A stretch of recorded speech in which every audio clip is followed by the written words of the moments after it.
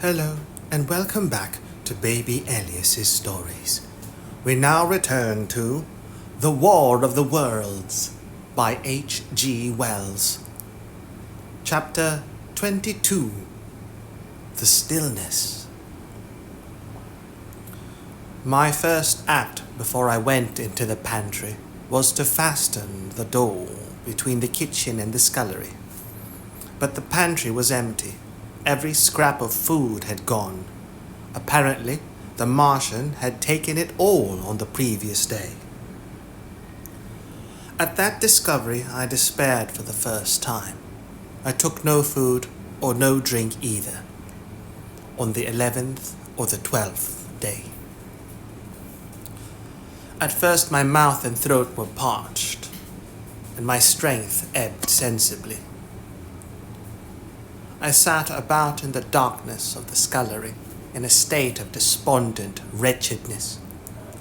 My mind ran on eating. I thought I had become deaf, for the noises of movement I had been accustomed to hear from the pit had ceased absolutely. I did not feel strong enough to crawl noiselessly to the peephole, or I would have gone there. On the 12th day, my throat was so painful that, taking the chance of alarming the Martians, I attacked the creaking rain-water pump that stood by the sink and got a couple of glassfuls of blackened and tainted rain-water. I was greatly refreshed by this and emboldened by the fact that no inquiring tentacle followed the noise of my pumping.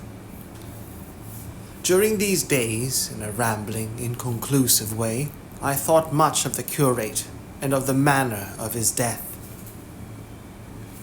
On the 13th day, I drank some more water and dozed and thought disjointedly of eating and of vague, impossible plans of escape.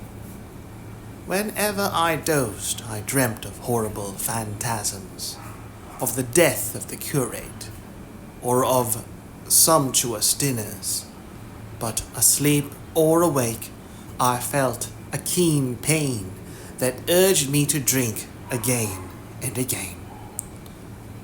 The light that came into the scullery was no longer grey, but red. To my disordered imagination, it seemed the colour of blood. On the 14th day, I went into the kitchen, and I was surprised to find that the fronds of the red weed had grown right across the hole in the wall, turning the half-light of the place into a crimson-coloured obscurity. It was early on the 15th day that I heard a curious, familiar sequence of sounds in the kitchen, and listening, identified it as the snuffing and scratching of a dog.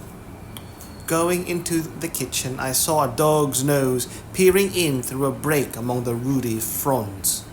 This greatly surprised me. At the scent of me, he barked shortly.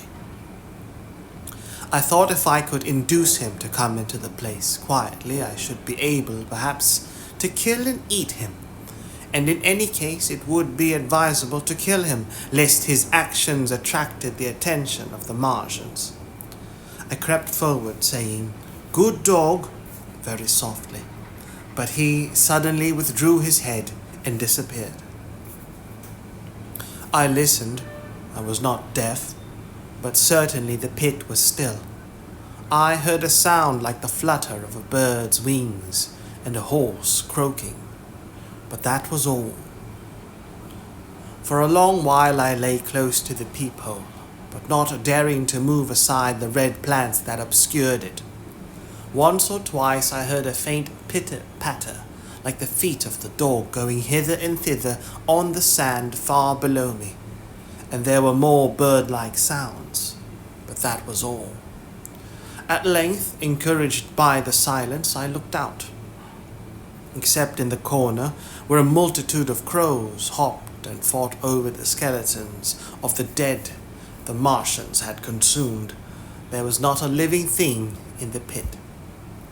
I stared about me, scarcely believing my eyes, All the machinery had gone, save for the big mound of greyish-blue powder in one corner, certain bars of aluminum in another, the black birds and the skeletons of the killed.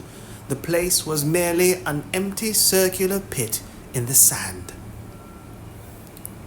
Slowly I thrust myself out through the red weed and stood upon the mound of rubble. I could see in any direction save behind me to the north, and neither Martians nor sign of Martians were to be seen. The pit dropped sheerly from my feet, but a little way along the rubbish afforded a practicable slope to the summit of the ruins. My chance of escape had come. I began to tremble. I hesitated for some time, and then, in a gust of desperate resolution, and with a heart that throbbed violently, I scrambled to the top of the mound in which I had been buried so long. I looked about again, to the northward too. No Martian was visible.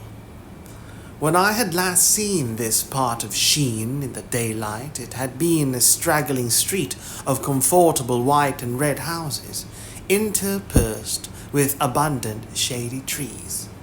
Now I stood on a mound of smashed brickwork, clay and gravel, over which spread a multitude of red cactus-shaped plants, knee-high, without a solitary terrestrial growth to dispute their footing. The trees near me were dead and brown, but further a network of red thread scaled the still living stems.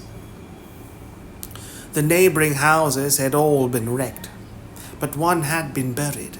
Their walls stood, sometimes to the second story, with smashed windows and shattered doors. The red weed grew tumultuously in their roofless rooms. Below me was the great pit, with the crows struggling for its refuse.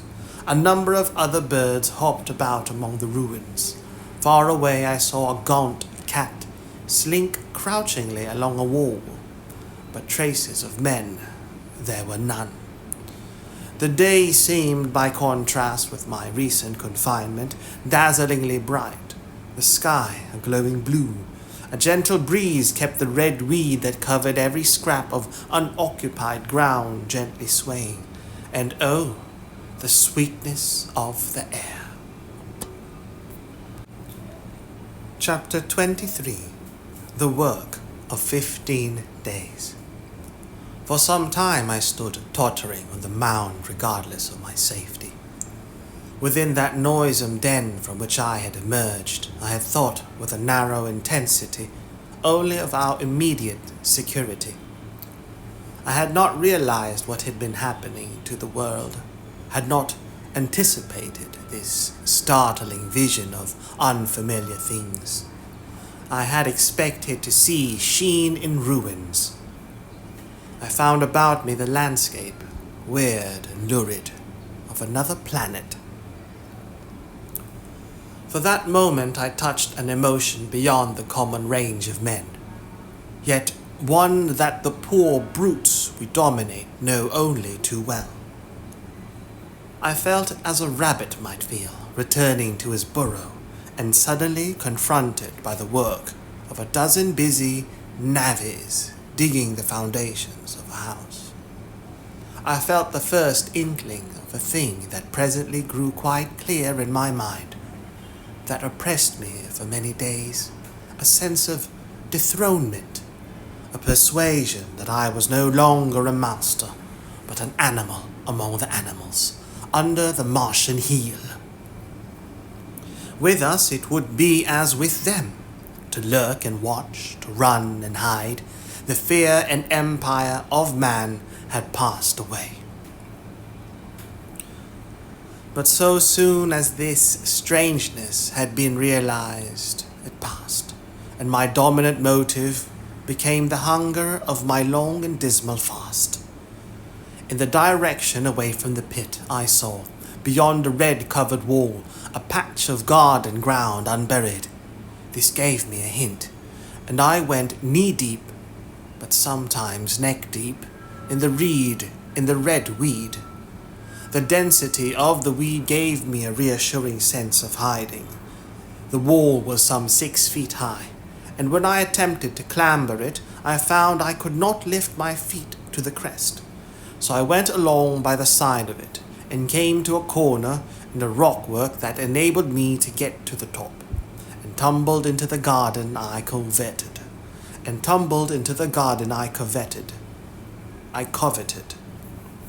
Here I found some young onions, a couple of gladiolus bulbs, and a quantity of immature carrots, all of which I secured, and scrambling over a ruined wall, went on my way through scarlet and crimson trees towards Kew. It was like walking through an avenue of gigantic blood drops, possessed with 2 ideas: to get more food, and to limp, as far as my strength permitted, out of this accursed, unearthly region of the pit. Some way further, in a grassy place, was a group of mushrooms which also I devoured, and then I came upon a brown sheet of flowing shallow water where meadows used to be. These fragments of nourishment served only to whet my hunger. At first I was surprised at this flood in a hot, dry summer, but afterwards I discovered that it was caused by the tropical exuberance of the red weed.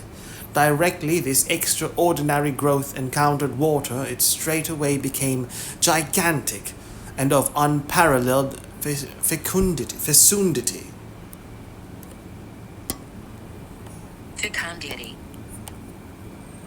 Fecundity.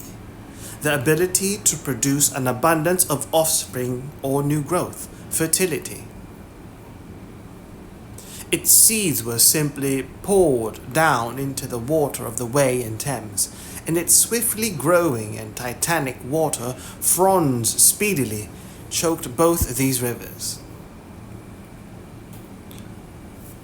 At Putney, as I afterwards saw, the bridge was almost lost in a tangle of this weed, and at Richmond, too, the Thames water poured in a broad and shallow stream across the meadows of Hampton and Twickenham. As the water spread, the weed followed them, until the ruined villas of the Thames Valley were for a time lost in this red swamp, whose margin I explored, and much of the desolation the Martians had caused was concealed. In the end, the red weed succumbed almost as quickly as it had spread, a cankering disease due, it is believed, to the action of certain bacteria presently seized upon it. Now, by the action of natural selection, all terrestrial plants have acquired a resisting power against bacterial diseases. They never succumbed without a severe struggle, but the red weed rotted like a thing already dead. The fronds became bleached, and then shriveled and brittle. They broke off at the least touch, and the waters that had stimulated their earlier growth carried their last vestiges out to sea. My first act on coming to this water was, of course, to slake my thirst. I drank a great deal of it, and moved by an impulse, gnawed some fronds of red weed, but they were watery and had a sickly, metallic taste. I found the water was sufficiently shallow for me to wade securely, although the red weed impeded my feet a little, but the flood evidently got deeper towards the river, and I turned back to Mortlake. I managed to make out the road by means of occasional ruins of its villas and fences and lamps, and so presently I got out of this spate and made my way to the hill going up towards Roehampton, and came out on Putney Common. Here the scenery changed from the strange and unfamiliar to the wreckage of the familiar.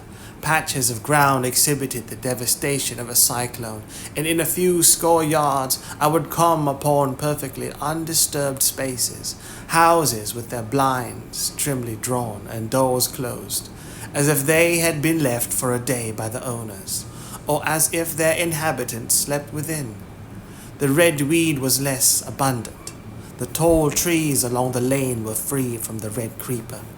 I hunted for food among the trees, finding nothing, and I also raided a couple of silent houses, but they had already been broken into and ransacked. I rested for the remainder of the daylight in a shrubbery, being, in my enfeebled condition, too fatigued to push on.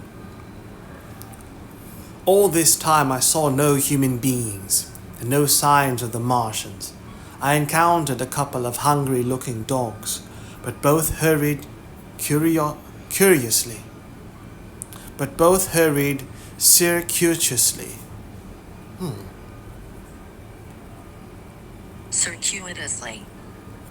Circuitous, a route or journey longer than the most direct way. I encountered a couple of hungry-looking dogs, but both hurried circuitously away from the advances I made them. Near Roehampton I had seen 2 human skeletons, not bodies, but skeletons, picked clean, and in the wood by me I found the crushed and scattered bones of several cats and rabbits, and the skull of a sheep. But though I gnawed parts of these in my mouth, there was nothing to be got from them. After sunset I struggled on along the road towards Putney, where I think the heat ray must have been used for some reason, and in the garden beyond Roehampton I got a quantity of immature potatoes, sufficient to stay my hunger. From this garden one looked down upon Putney and the river. The aspect of the place in the dusk was singularly desolate.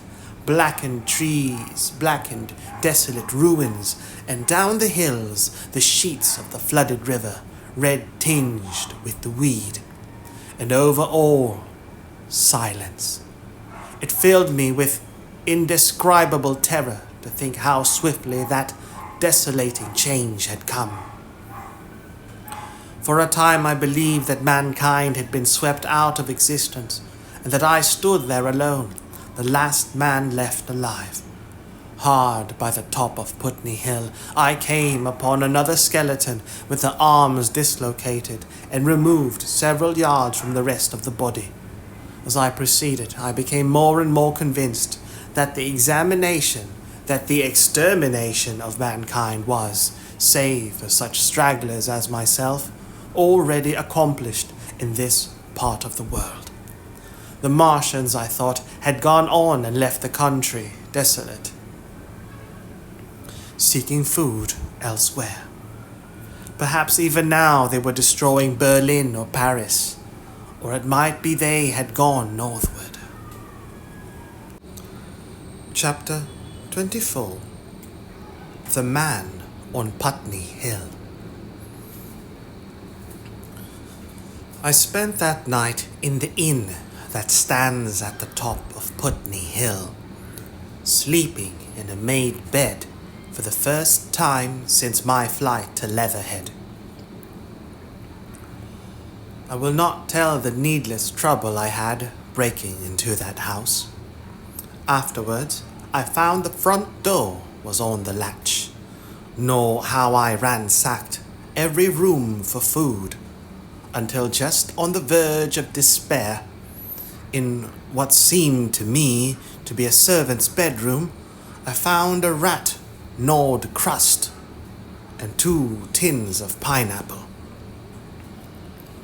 The place had been already searched and emptied. In the bar I afterwards found some biscuits and sandwiches that had been overlooked. The latter I could not eat. They were too rotten, but the former not only stayed my hunger, but filled my pockets. I lit no lamps, fearing some Martian might come beating that part of London for food in the night. Before I went to bed, I had an interval of restlessness, and prowled from window to window, peering out for some sign of these monsters. I slept little. As I lay in bed, I found myself thinking consecutively, a thing I do not remember to have done since my last argument with the curate. During all the intervening time, my mental condition had been a hurrying succession of vague emotional states or a sort of stupid receptivity. But in the night, my brain, reinforced, I suppose, by the food I had eaten, grew clear again, and I thought. 3 things struggled for possession of my mind: the killing of the curate, the whereabouts of the Martians, and the possible fate of my wife. The former gave me no sensation of horror or remorse to recall. I saw it simply as a thing done, a memory infinitely disagreeable but quite without the quality of remorse. I saw myself then as I see myself now, driven, step by step, towards that hasty blow. The creature of a sequence of accidents leading inevitably to that. I felt no condemnation, yet the memory, static, unprogressive, haunted me. In the silence of the night, with that sense of the nearest of God, with that sense of the nearness of God that sometimes comes into the stillness and the darkness, I stood my trial, my only trial, for that moment of wrath and fear. I retraced every step of our conversation from the moment when I had found him crouching beside me, heedless of my thirst, and pointing to the fire and smoke that streamed up from the ruins of Weybridge. We had been incapable of cooperation. Grim chance had taken no heed of that. Had I foreseen, I should have left him at Halliford, but I did not foresee. And crime is to foresee and do.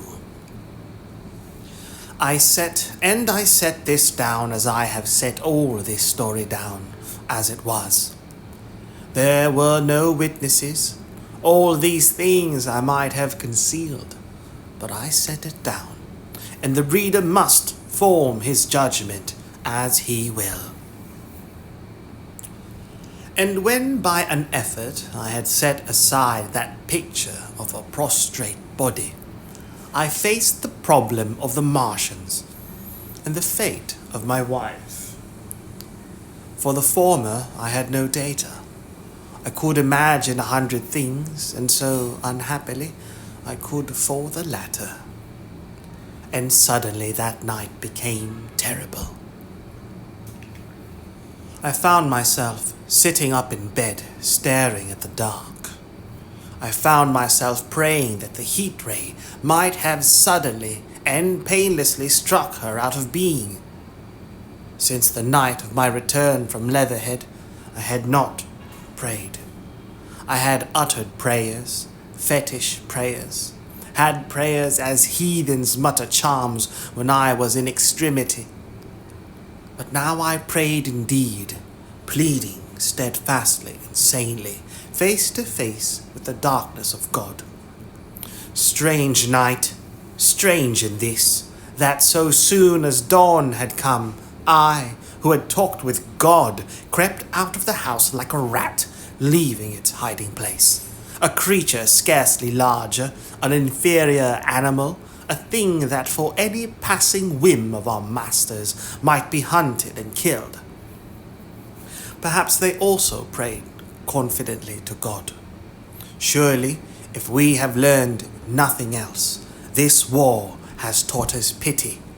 Pity for those witless souls that suffer our dominion. The morning was bright and fine, and the eastern sky glowed pink, and was fretted with little golden clouds. In the road that runs from the top of Putney Hill to Wimbledon was a number of poor vestiges of the panic torrent that must have poured Londonward on the Sunday night after the fighting began. There was a little two-wheeled cart inscribed with the name of Thomas Lobb, greengrocer, New Malden, with a smashed wheel and an abandoned tin trunk. There was a straw hat trampled into the now hardened mud, and at the top of West Hill a lot of blood-stained glass about the overturned water trough. My movements were languid, my plans of the vaguest. I had an idea of going to Leatherhead, though I knew that there I had the poorest chance of finding my wife. Certainly, unless death had overtaken them suddenly, my cousins and she would have fled thence. But it seemed to me I might find or learn there whither the Surrey people had fled. I knew I wanted to find my wife, that my heart ached for her in the world of men, but I had no clear idea how the finding might be done. I was also sharply aware now of my intense loneliness. From the corner I went, under cover of a thicket of trees and bushes, to the edge of Wimbledon Common, stretching far and wide. Stretching wide and far. That dark expanse was lit in patches by yellow gorse and broom. There was no red weed to be seen, and as I prowled, hesitating on the verge of the open, the sun rose, flooding it all with light and vitality. I came upon a busy swarm of little frogs in a swampy place among the trees. I stopped to look at them, drawing a lesson from their stout resolve to live, and presently, turning suddenly with an odd feeling of being watched, I beheld something crouching amid a clump of bushes. I stood regarding this. I made a step towards it, and it rose up and became a man armed with a cutlass. I approached him slowly. He stood silent and motionless, regarding me. As I drew nearer, I perceived he was dressed in clothes as dusty and filthy as my own. He looked, indeed, as though he had been dragged through a culvert. Nearer, I distinguished the green slime of ditches mixing with the pale drab of dried clay and shiny, coaly patches. His black hair fell over his eyes, and his face was dark and dirty and sunken, so that at first I did not recognize him. There was a red cut across the lower part of his face. "Stop!" he cried, when I was within 10 yards of him, and I stopped. His voice was hoarse. "Where do you come from?" he said. I thought, surveying him. "I come from Mortlake," I said. "I was buried near the pit the Martians made about their cylinder. I have worked my way out and escaped." "There is no food about here," he said. "This is my country. All this hill down to the river and back to Calpham and up to the edge of the common. There's only food for one. Which way are you going?" I answered slowly. "I don't know," I said. "I've been buried in the ruins of a house 13 or 14 days. I don't know what has happened." He looked at me doubtfully, then started and looked with a changed expression. "I've no wish to stop about here," said I. "I think I shall go to Leatherhead, for my wife was there." He shot out a pointing finger. "It is you," said he, "the man from Woking, and you weren't killed at Weybridge." I recognized him at the same moment. "You are the artilleryman who came into my garden." "Good luck," he said. "We are lucky ones. Fancy you!" He put out a hand and I took it. "I crawled up a drain," he said, "but they didn't kill everyone. And after they went away, I got off towards Walton across the fields. But it's not 16 days altogether, and your hair is grey." He looked over his shoulder suddenly. "Only a rook," he said. One gets to know that birds have shadows these days. One gets to know that birds have shadows these days. This is a bit open. Let us crawl under those bushes and talk. Have you seen any Martians? I said, since I crawled out. They've gone away across London, he said. I guess they've got a bigger camp there. Of a night, all over there, Hampstead Way. The sky is alive with their lights. It's like a great city, and in the glare you can just see them moving. By daylight you can't, but nearer, I haven't seen them. He counted on his fingers. 5 days. Then I saw a couple across Hammersmith Way carrying something big.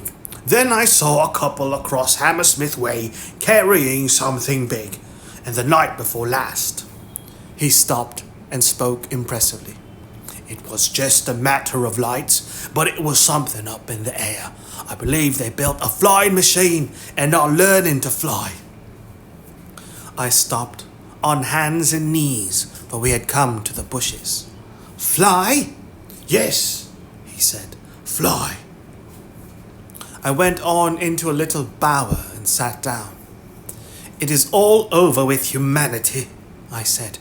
If they can do that, they will simply go round the world. He nodded. They will, but it will relieve things over here a bit. And besides, he looked at me, aren't you satisfied it is up with humanity? I am. We're down. We're beat. I stared, strange as it may seem. I had not arrived at this fact, a fact perfectly obvious so soon as he spoke. I had still held a vague hope, rather. I had kept a lifelong habit of mind. He repeated his words. We're beat. They carried absolute conviction. It's all over, he said. They've lost one, just one, and they've made their footing good and crippled the greatest power in the world. They've walked over us. The death of that one at Weybridge was an accident, and these are only pioneers. They keep on coming, these green stars. I've seen none these 5 or 6 days, but I've no doubt they're falling somewhere every night. Nothing's to be done. We're under. We are beat.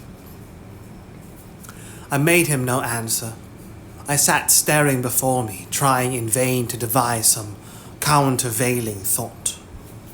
This isn't a war, said the artilleryman.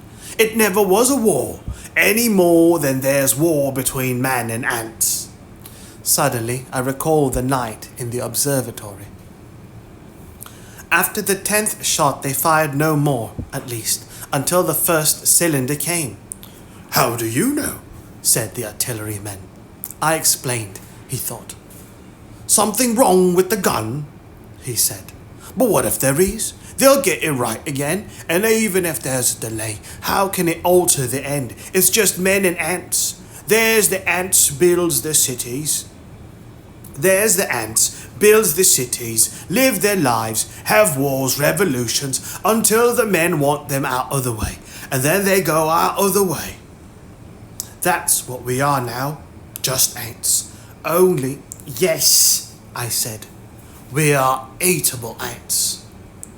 We sat looking at each other. And what will they do with us? I said. That's what I've been thinking, he said. That's what I've been thinking. After Weybridge, I went south thinking. I saw what was up. Most of the people were hard at it, squealing and exciting themselves. But I'm not so fond of squealing. I've been in sight of death once or twice. I'm not an ornamental soldier, and at the best and worst, death, it's just death. And it's the man that keeps on thinking comes through. I saw everyone tracking away south, says I. Food won't last this way, and I turned right back. I went for the Martians like a sparrow goes for man, all round. He waved a hand to the horizon. They're starving in heaps, bolting, treading on each other. He saw my face and halted awkwardly. No doubt lots who had money have gone away to France, he said. He seemed to hesitate whether to apologize, met my eyes and went on. There's food all about here, canned things in shops, wine, spirits, mineral waters, and the water mains and drains are empty. Well, I was telling you what I was thinking. Here's intelligent things, he said. And it seems they want us for food. First, they'll smash us up, ships, machines, guns, cities, all the order and organisation, all that will go. If we were the size of ants, we might pull through, but we're not. It's all too bulky to stop. That's the first certainty, eh? I assented. It is. I've thought it out. Very well then. Next, at present, we're caught as we're wanted. A Martian has only to go a few miles to get a crowd on the run. And I saw one day out by Wandsworth, picking houses to pieces and rooting among the wreckage. But they won't keep on doing that. So soon as they've settled all our guns and ships and smashed our railways and done all the things they are doing over there, they will begin catching us systematic, picking the best and storing us in cages and things. That's what they will start doing in a bit. Lord, they haven't begun on us yet. Don't you see that? Not begun? I exclaimed. Not begun. All that's happened so far is through our not having the sense to keep quiet, worrying them with guns and such foolery, and losing our heads, and rushing off in crowds to where there wasn't any more safety than where we were. They don't want to bother us yet. They're making their things, making all the things they couldn't bring with them, getting things ready for the rest of their people. Very likely that's why the cylinders have stopped for a bit, for fear of hitting those who are here.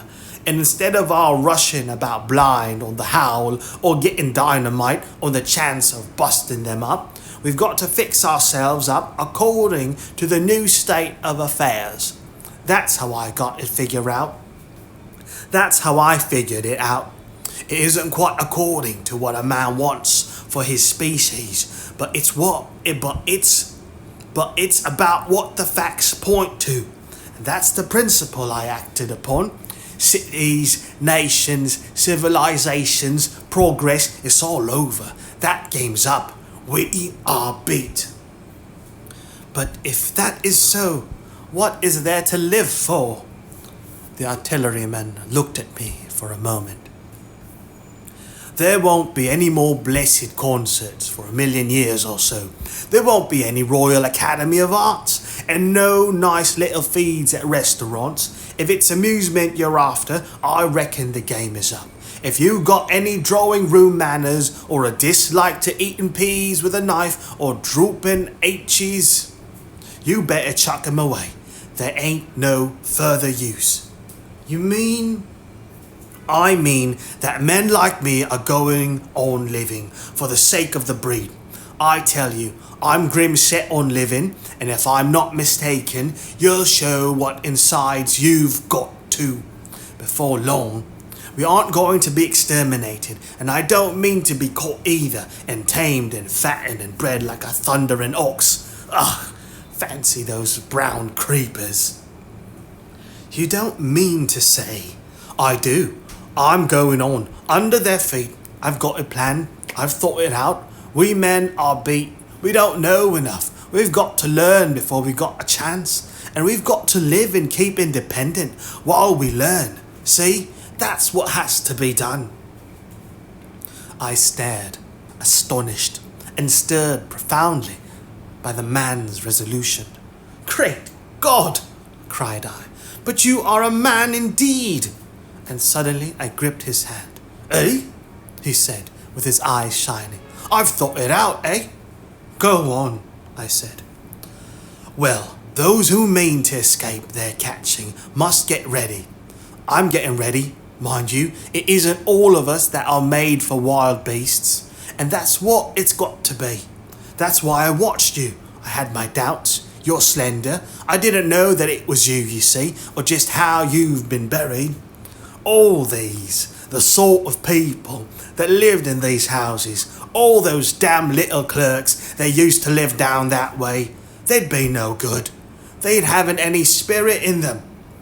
No proud dreams and no proud lusts. And a man who hasn't one or the other, Lord, what is he but funk and precautions? They've just used to skedaddle off to work. I've seen hundreds of 'em, bit of breakfast in hand, running wild and shining to catch their little season ticket train for fear they'd get dismissed if they didn't. Working at businesses they were afraid to take the trouble to understand, skedaddling back for fear they wouldn't be in time for dinner, keeping indoors after dinner for fear of the back streets, and sleeping with the wives they married. Not because they wanted them, but because they had a bit of money that would make for safety in their one little miserable skedaddle through the world. Lives insured and a bit invested for fear of accidents. And on Sundays, fear of the hereafter. And if hell was built for rabbits, the Martians will just be a godsend to these. Nice roomy cages, fattening food, careful breeding, no worry. After a week or so, chasing about the fields and cheerful, they'll be quite glad for a bit. They'll wonder what people did before there were Martians to take care of them. And the bar loafers, the mashers and singers, I can imagine them, he said with a sort of sombre gratification. There'll be any amount of sentiment and religion loose among them. There's hundreds of things I saw with my eyes that I've only begun to see clearly these last few days. There's lots will take things as they are, fat and stupid, and lots will be worried by a sort of feeling that it's all wrong, and that they ought to be doing something. Now, whenever things are so that a lot of people feel they ought to be doing something, the weak and those who go weak with a lot of complicated thinking, always make for a sort of do-nothing religion, very pious and superior, and submit to precaution and the will of the Lord. Very likely you've seen the same thing. It's energy in a gale of funk and turned clean inside out. These cages will be full of psalms and hymns and piety, and those of a less simple sort will work in a bit of, eroticism. He paused. Very likely these Martians will make pets of some of them, train them to do tricks, who knows, get sentimental over their pet boy who grew up and had to be killed, and some, maybe, they will train to hunt us. No, I cried. That's impossible. No human being. What's the good of going on with such lies? Said the artilleryman. There's men who do it cheerfully. What nonsense to pretend there isn't. And Nye succumbed to his conviction. If they come after me, he said, Lord, if they come after me, and subsided into a grim meditation. I sat contemplating these things. I could find nothing to bring against this man's reasoning. In the days before the invasion, no one would have questioned my intellectual superiority to his. I, a professed and recognized writer on philosophical themes, and he, a common soldier. And yet he had already formulated a situation that I had scarcely realized. What are you doing? I said presently. What plans have you made? He hesitated. Well, it's like this, he said. What have we to do? We have to invent a sort of life where man can live and breed and be sufficiently secure to bring the children up. Yes. Oh, wait a bit, and I'll make it clearer what I think ought to be done. The tame ones will go like all tame beasts. In a few generations they'll be big, beautiful, rich-blooded, stupid. Rubbish. The risk is that we who keep wild will go savage, degenerate into a sort of big savage rat. You see, how I mean to live is underground. I've been thinking about the drains. Of course, those who don't know drains think horrible things, but under this London are miles and miles, hundreds of miles, and a few days' rain and London empty will leave them sweet and clean. The main drains are big enough and airy enough for everyone. Then there's cellars, vaults, stores, from which bolting passages may be made to the drains, and the railway tunnels and subways. You begin to see. And we form a band, able-bodied, clear-minded men. We're not going to pick up any rubbish that drifts in. Weaklings go out again. As you meant me to go. Well, I parleyed, didn't I? We won't quarrel about that. Go on. Those who stop obeying orders, able-bodied, clean-minded women we want also. Mothers and teachers, no lackadaisical ladies, no blasted rolling eyes. We can't have any weak or silly. Life is real again, and the useless and the cumbersome and mischievous have to die. They ought to die. They ought to be willing to die. It's a sort of disloyalty, after all, to live and taint the race. And they can't be happy. Moreover, dying's none so dreadful. It's the funking makes it bad. And in all those places we shall gather, our district will be London, and we may even be able to keep a watch and run about in the open when the Martians keep away. Play cricket, perhaps. That's how we shall save the race, eh? It's a possible thing, but saving the race is nothing in itself. As I say, that's only being rats. It's saving our knowledge and adding to it is the thing. There men like you come in. There's books, there's models. We must make great safe places down deep and get all the books we can. Not novels and poetry, swipes. Not novels and poetry swipes, but ideas, science books. That's where men like you come in. We must go to the British Museum and pick all those books through. Especially, we must keep up our science, learn more. We must watch these Martians. Some of us must go as spies. When it's all working, perhaps I will. Get caught, I mean. And the great thing is, we must leave the Martians alone. We mustn't even steal. If we get in their way, we clear out. We must show them we mean no harm. Yes, I know, but they're intelligent things and they won't hunt us down if they have all they want and think we're just harmless vermin. The artilleryman paused and laid a brown hand upon my arm. After all, it may not be so much. We may have to learn before. Just imagine this. 4 or 5 of their fighting machines suddenly starting off. Heat rays right and left, and not a Martian in them. Not a Martian in them. But men who have learned the way how.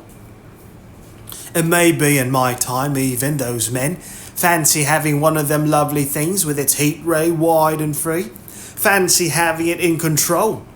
What would it matter if you smashed to smithereens at the end of the run after a bust like that? I reckon the Martians opened their beautiful eyes. Can't you see them, man? Can't you see them hurrying, puffing and blowing and hooting to their other mechanical affairs? Something out of the gear in every case. And swish, bang, rattle, swish, just as they are fumbling over it, swish comes the heat ray, and behold, man has come back to his own. For a while, the imaginative daring of the artilleryman and the tone of assurance and courage he assumed completely dominated my mind. I believed unhesitatingly both in his forecast of human destiny and in the practicability of his astonishing scheme, and the reader who thinks me susceptible and foolish must contrast his position, reading steadily with all his thoughts about his subject and mine, crouching fearfully in the bushes and listening, distracted by apprehension. We talked in this manner through the early morning time and later crept out of the bushes, and, after scanning the sky for Martians, hurried precipitately to the house on Putney Hill where he had made his lair. It was the coal lair of the place, and when I saw the work he had spent a week upon, It was a burrow scarcely 10 yards long, which he designed to reach to the main drain on Putney Hill. I had my first inkling of the gulf between his dreams and his powers. Such a hole I could have dug in a day, but I believed in him sufficiently to work with him all that morning until past midday at his digging. We had a garden barrow and shot the earth we removed against the kitchen range. We refreshed ourselves with a tin of mock turtle soup and wine from the neighbouring pantry. I found a curious relief from the aching strangeness of the world in this steady labour. As we worked, I turned his project over in my mind, and presently objections and doubts began to arise. But I worked there all the morning. So glad was I to find myself with a purpose again. After working an hour, I began to speculate on the distance one had to go before the cloaca was reached. The chances we had of missing it altogether. My immediate trouble was why we should dig this long tunnel when it was possible to get into the drain at once down one of the manholes and work back to the house. It seemed to me too that the house was inconveniently chosen and required a needless length of tunnel. And just as I was beginning to face these things, the artilleryman stopped digging and looked at me. "We're working well," he said. He put down his spade. "Let us knock off a bit," he said. "I think it's time we reconnoitred from the roof of the house." I was for going on, and after a little hesitation he resumed his spade. And then suddenly I was struck by a thought.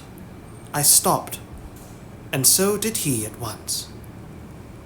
"Why were you walking about the common," I said, "instead of being here?"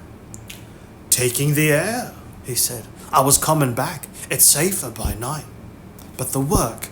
"Oh, one can't always work," he said, and in a flash I saw that man plain. He hesitated, holding his spade. "We ought to reconnoitre now," he said, "because if any come near, they may hear the spades and drop upon us unawares." I was no longer disposed to object. We went together to the roof and stood on a ladder peeping out of the roof door. No Martians were to be seen, and we ventured out on the tiles and slipped down under the shelter of the parapet. From this position, a shrubbery hid the greater portion of Putney, but we could see the river below, a bubbly mass of red weed, and the low parts of Lambeth flooded and red. The red creeper swarmed up the trees about the old palace, and their branches stretched gaunt and dead, and set with shriveled leaves from amid its clusters. It was strange how entirely dependent both these things were upon flowing water for their propagation. About us, neither had gained a footing. Laburnums, pink mays, snowballs, and trees of arbor vitae rose out of laurels and hydrangeas, green and brilliant into the sunlight. Beyond Kensington, dense smoke was rising, and that and a blue haze hid the northward hills. The artilleryman began to tell me of the sort of people who still remained in London. "One night last week," he said, "some fools got the electric light in order, and there was all Regent Street and the circus ablaze, crowded with painted and ragged drunkards, men and women dancing and shouting till dawn. A man who was there told me, and as the day came they began aware of a fighting machine standing nearby the Langham and looking down at them. Heaven knows how long he had been there. It must have given some of them a nasty turn. He came down the road towards them and picked up nearly 100, too drunk or frightened to run away." Grotesque gleam of a time no history will ever fully describe. From that, in answer to my question, he came round to his grandeur plans again. He grew enthusiastic. He talked so eloquently of the possibility of capturing a fighting machine that I more than half believed in him again. But now that I was beginning to understand something of his quality, I could divine the stress he laid on doing nothing precipitately. And I noted that now there was no question that he personally was to capture and fight the great machine. After a time we went down to the cellar. Neither of us seemed disposed to resume digging, and when he suggested a meal, I was nothing loath.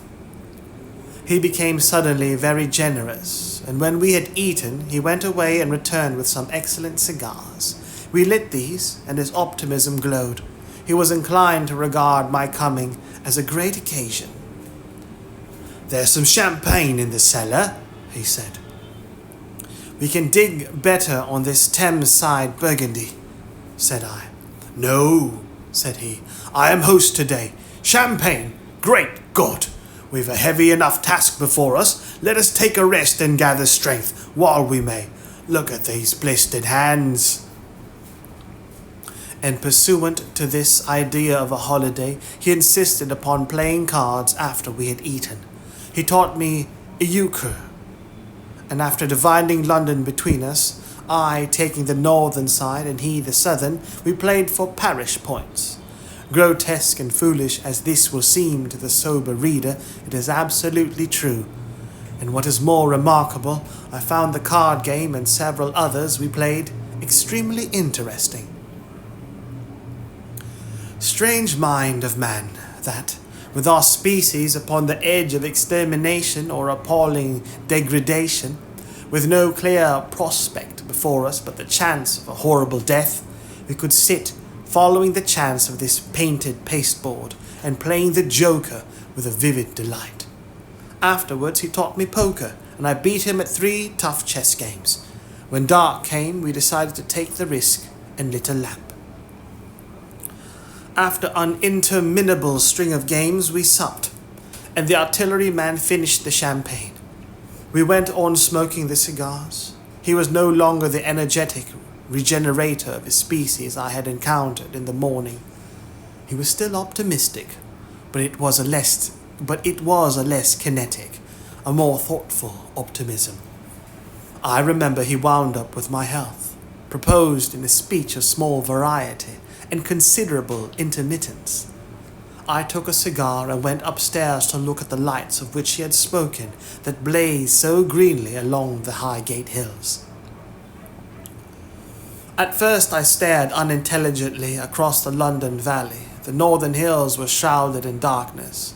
The fires near Kensington glowed redly, and now and then an orange-red tongue of flame flashed up and vanished in the deep blue sky, in the deep blue night. All the rest of London was black. Then, nearer, I perceived a strange light, a pale, a violet-purple, fluorescent glow, quivering under the night breeze. For a space I could not understand it, and then I knew that it must be the red weed from which this faint irradiation proceeded. With that realization, my dormant sense of wonder, my sense of proportion of things, awoke again. I glanced from that to Mars, red and clear, glowing high in the west, and then gazed long and earnestly at the darkness of Hampstead and Highgate. I remained a very long time upon the roof, wondering at the grotesque changes of the day. I recalled my mental states from the midnight prayer to the foolish card playing. I had a violent revulsion of feeling. I remember I flung away the cigar with a certain wasteful symbolism. My folly came to me with glaring exaggeration. I seemed a traitor to my wife and to my kind. I was filled with remorse. I resolved to leave this strange, undisciplined dreamer of great things to his drink and gluttony, and to go on to London. There, it seemed to me, I had the best chance of learning what the Martians and my fellow men were doing. I was still upon the roof when the late moon rose.